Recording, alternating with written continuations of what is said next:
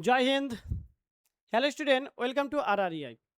তোমরা অনেকেই বলছো যে স্যার আমরা জুনে এক্সাম দিইনি।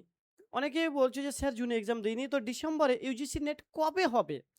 ইউজিসি নেট ডিসেম্বরে কবে হবে, কখন ফর্ম ফিল আপ হবে, তার সম্পূর্ণ একটা ভিডিও করে দেন স্যার। যে কবে হবে একটু আমাদের বলেন। তাহলে দেখো, ডিসেম্বরে ইউজিসি নেট কবে হবে, নোটিফিকেশান রিলিজ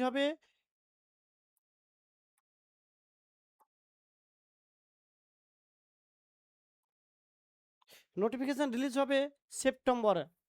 কবে? সেপ্টেম্বর। সেপ্টেম্বর মাসে নোটিফিকেশান রিলিজ হবে। কবে বললাম? সেপ্টেম্বর মাসে। কবে বললাম?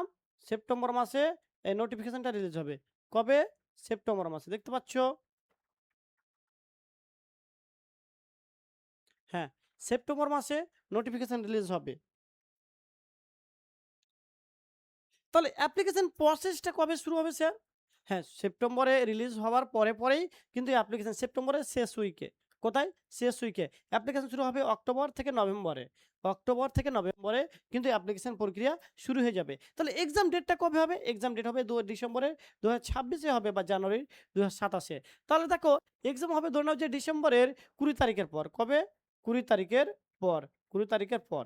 এক্সাম ডিসেম্বরের 20 তারিখের পর কিন্তু হবে, বা শেষ উইকে হবে, যে জানুয়ারির 2027-এ কমপ্লিট করে দেবে, তাই তো? হ্যাঁ, এক্সাম হওয়ার কিছুদিনের মধ্যে 1 থেকে 1.5 মাসের মধ্যেই কিন্তু অ্যান্সার কিউ দিয়ে দেয় এবং রেজাল্টটা ক্লিয়ার করে দেয়। তাহলে অনেকে বলছে স্যার এই কোয়ালিফিকেশন কি কি লাগে? যে কোয়ালিফিকেশন কি কি লাগে, ইউজিসি নেট পরীক্ষায় বসতে গেলে কোয়ালিফিকেশন কি কি লাগবে? দেখো, যে কোনো ইউনিভার্সিটি থেকে কি হবে, এমএতে মাস্টার ডিগ্রিতে কত পার্সেন্ট লাগবে? 55%। কত পার্সেন্ট? 55% থাকলেই হবে। তাহলে স্যার জিআরএফ এর এজ লিমিট কত? অনেকেরই প্রশ্ন যে স্যার জিআরএফ এর এজ লিমিটটা কত হতে পারে? দেখো, এর আগে কত ছিল? 28 ছিল, এবার এখন করেছে 30 বছর। কত বছর? জিআরএফ এর এজ লিমিট হচ্ছে 30 বছর। তাহলে জিআরএফ এর এজ তাহলে কোনটা? 1 জানুয়ারি ধরে, তাই তো? প্রথম দিন ধরে এটা কিন্তু ধরবে, ফার্স্ট এক্সাম ডেট, ঠিক আছে? তারপর তো এক্সামটা কি লেভেলে হবে? এক্সাম প্যাটার্ন হবে কম্পিউটার বেস এক্সাম। কি হবে? কম্পিউটার বেস এক্সাম হবে, সিবিটির মাধ্যমে। সি সিবিটি, এই সিবিটির মাধ্যমে এক্সাম হবে, কম্পিউটার বেসড এক্সাম হবে। তাহলে এক্সাম দিতে গেলে কটা পেপার থাকবে? দুটো পেপার থাকবে। কটা পেপার থাকবে? দুটো পেপার থাকবে। কি কি? প্রথম পেপার হচ্ছে পেপার ওয়ান থাকবে 50 মার্কের। কত থাকবে? 100 মার্কের থাকবে, 50টা প্রশ্ন থাকবে। পেপার 2, পেপার 2 এর থাকবে 100টা প্রশ্ন। এটা সাবজেক্ট থাকবে। এখানে তোমার সাবজেক্ট, তুমি যে সাবজেক্টে মাস্টার ডিগ্রি করেছো সেই সাবজেক্টেই তোমাকে বসতে হবে। সেই সাবজেক্টে 100টা প্রশ্ন থাকবে। তাহলে টোটাল কত হচ্ছে? টোটাল হচ্ছে 300 মার্ক।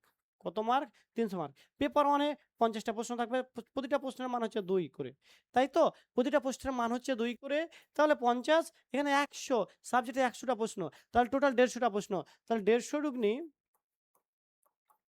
তাহলে 300, তাই তো? 300 মার্ক। তাহলে নেগেটিভ মার্কিং? না, কোনো নেগেটিভ মার্কিং নেই, তাই তো? কোনো নেগেটিভ মার্কিং নেই। প্রতিটা প্রশ্নের মান হচ্ছে 2 করে। বুঝতে পারলে এইটুকু? হ্যাঁ, অ্যাপ্লিকেশন ফিস বলে দিই। দেখো, অ্যাপ্লিকেশন ফিস কত? যারা জেনারেল ক্যান্ডিডেট আছো, জেনারেল ক্যান্ডিডেটের জন্য 1150 টাকা। জেনারেল ক্যান্ডিডেটের জন্য কত? 1150 টাকা। যারা জেনারেল প্লাস ইডাব্লিউএস বা ওবিসি এনসিএল, তাদের জন্য 600 টাকা। কত টাকা? 600 টাকা। এসসি এসটি ওবিসি বা থার্ড জেন্ডার জন্য 325 টাকা। কত টাকা? 325 টাকা। বুঝতে পারলে? এটা হচ্ছে এক্সাম ফিজ নিয়ে থাকে। সাইট কি? অফিসিয়াল সাইট হচ্ছে UGC.com, ঠিক আছে? হ্যাঁ, ইউজিসি এই গ্রান্টেড কমিশন, ঠিক আছে? এই সাইট থেকে তোমরা যাবে।